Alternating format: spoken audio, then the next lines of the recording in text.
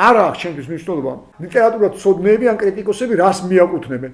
ჩემთვის კარგი წიგნი და კარგი ლიტერატურა არის ის, რისგანაც ვიღებ სიამოვნებას. საბჭოთა პერიოდში მაგალითად თქვენ ვერ მოესწრებოდით მაგას, რომ ეს დიფერენციაცია არსებობდა. მაგალითად ლიტერატურა იცვლებოდა, რაღაცა ჟანრის ლიტერატურა ითვლებოდა პირველ ხარისხოვანად, რაღაც ჟანრები იყო, რომელიც მეათე ხარისხოვანი და მეასრე ხარისხოვანი და მათ შორის სხვადასხვა სამეცნიერო ფანტასტიკა, რომელიც საკმაოდ შეზღუდული იყო საბჭოთა პერიოდში, რატომღაც ვერ გაიგებდი მათ ლოგიკას. ხან რას ამოიჩემებდნენ, ხან რას და იყო დოგმატური წარმოდგენები ძალიან სტერეოტიპური, რომ ეს არის პირველხარისხოვანი და ასეთია ლიტერატურა. ეს არის კაი მწერალი, ეს არის ცუდი მწერალი, ეს არის კაი ლიტერატურა, ეს ისე რა ჟანრია.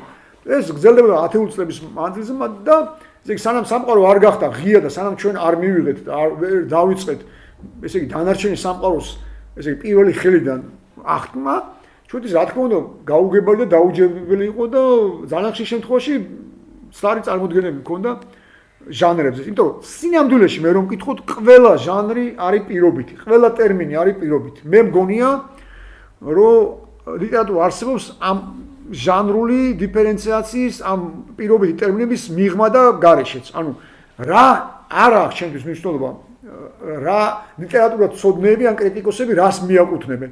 ჩემთვის კარგი წიგნი და კარგი ლიტერატურა არის ის, რისგანაც ვიღებ სიამოვნებას. ესეც ხორხე ლუის ბორხესის განმარტებაა და აბსოლუტურად ვეთანხმები, რომ კარგი წიგნი არის ის, რომელიც ისე მაინტერესებს, რომ მე ვცხოვრობ ამ წიგნით.